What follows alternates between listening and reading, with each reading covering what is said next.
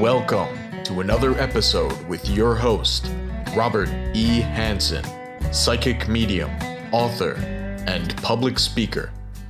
Hi, welcome back. Today we're going to talk about the Zen Master and the teacup. This story is a very, very famous one that is shared throughout Japan, throughout the Orient for centuries. It is based in the beautiful tradition of the Soto and Rinzai sect communities, both of which practice various forms of the Zen tradition. In the Zen tradition, there are various titles given to different people that do different functions in the Zen monastery, in the temple areas. But the main person, the head person of each Zen monastery, each Zen temple, is called either the abbot or the roshi.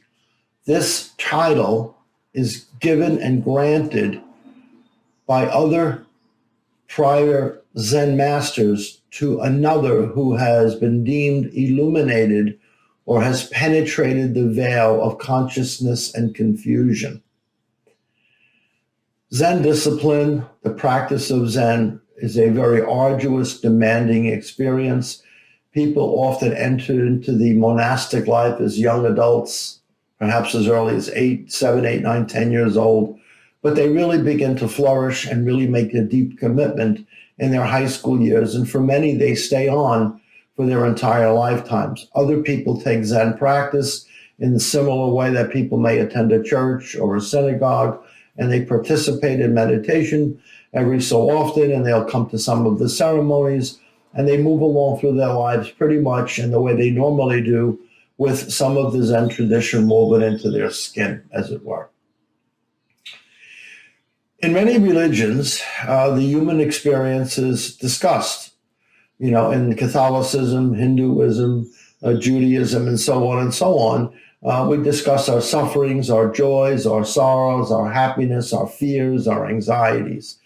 And we pray and we do other rituals that help us alleviate or come to some place internally that we feel that we are being carried by what some would refer to as God or a spiritual leader in the clouds or a presence around us. There is always this reference to the other. There's the angels, there's the deities, there is the devas.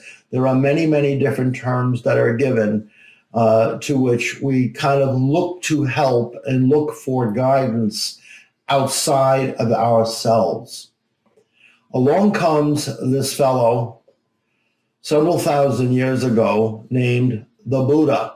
And by the way, the word Buddha is not a name, it is a title. The title Buddha means in English, the one who has woken, the one who has awakened to the truth of this life. To come to that place, the Zen student, the Zen practitioner, is constantly being exposed to these ideas that all thoughts, anything that we think about is generated through the mind.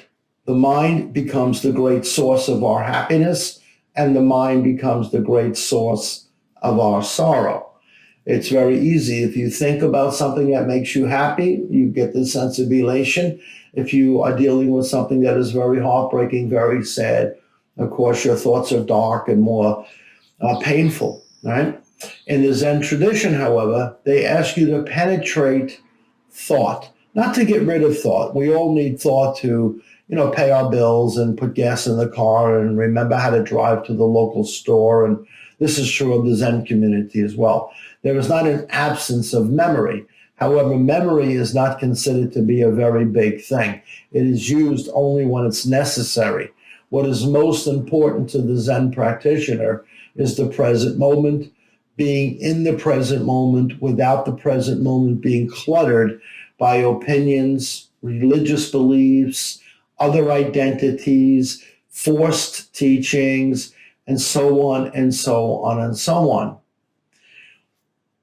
In the Zen practice, when someone has gone to that place, when someone has penetrated to that degree,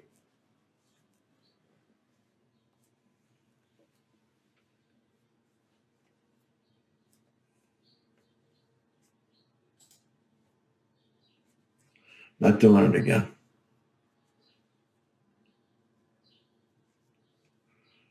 That's twice now.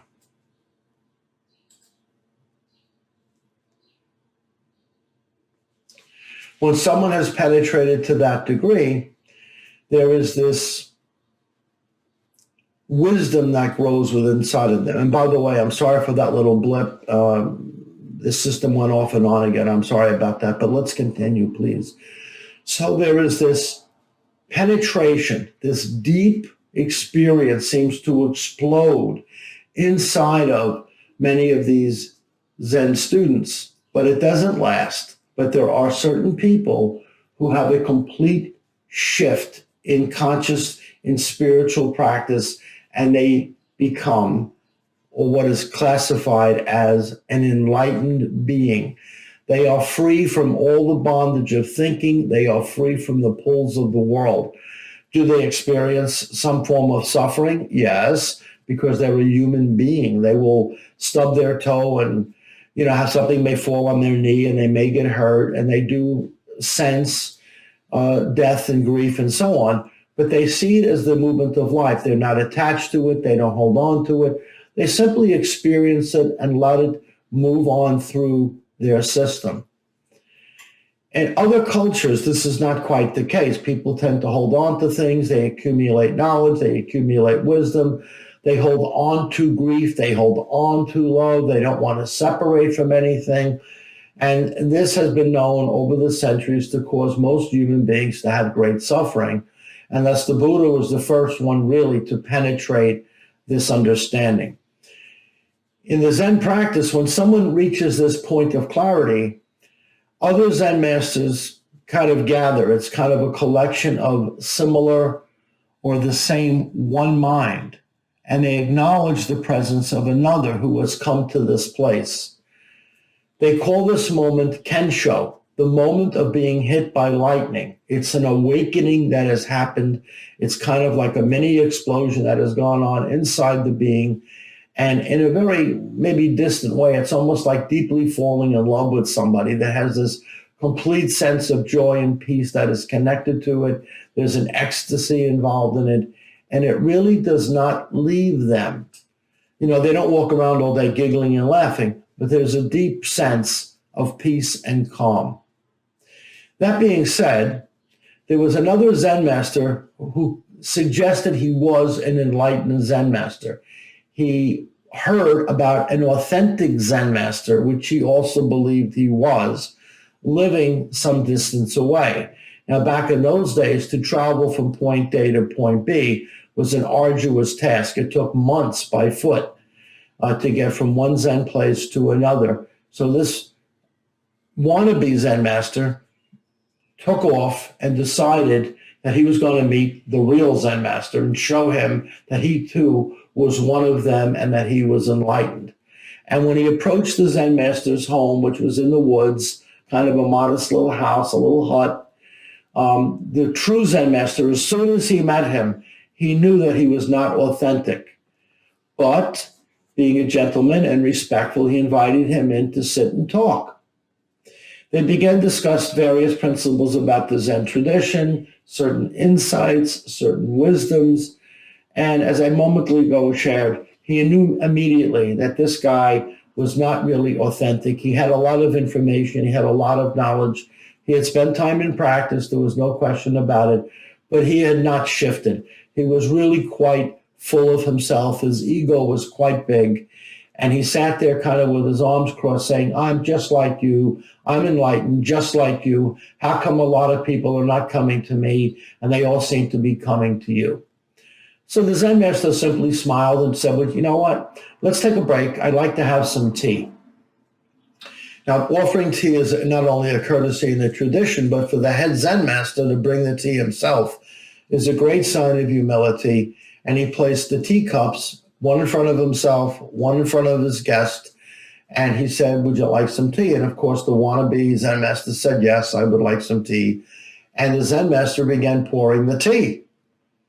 And yet when he continued to pour the tea not only filled the cup, but it overflowed all over the table, all over the floor, till finally the wannabe Zen master jumped up and said, what are you doing? And the authentic Zen master said, young man, this is you. You have come here so full of yourself. No matter what I would offer you would simply pour out all over the floor and would be wasted. You have come here as a teacup full, not a teacup emptied. In order for you to really achieve what you have come for, you must completely empty your teacup, meaning you must end all of these silly beliefs, magical ideas, mystical ideas, ideas of transformation. All of this must be shed. And when you come down to the naked truth of your true soul, you will see what I am talking about. And when that occurs, you too will know the beauty and the freedom of Kensho, the direct experience of being illuminated. Well, at first, he jumped up and just walked out of the hut. He was upset. He was enraged. This other Zen master challenged him and questioned his authenticity, and he didn't like it, meaning his ego was activated. A few days later, he came back to the true Zen master's house, and his head was down, his knees bent, and he said, I am so sorry for the way I conducted myself. I would love to be, and I ask your permission to take me on as one of your disciples, one of your students. And the Zen master said, of course, yes, I will be very happy to help you. And that student stayed 7 more years studying under this really kind of tough Zen master. And he finally came to a place where he received Kensho. In other words, inside of him, the truth was deeply revealed. The Zen master looked at him, one glance, and he said, now you understand. And really no words had to be spoken. They simply bowed to each other, and the wannabe Zen master woke up and walked back to his home village and just simply sat, and people began to gather around his feet like a true Zen master. This is the great story shared in the Japanese Zen tradition. You cannot approach learning, acquiring wisdom, opening your spiritual center if you have ideas and rituals and beliefs in advance. It is one of the great teachings about surrender that has been handed down for centuries. Thank you for tuning in.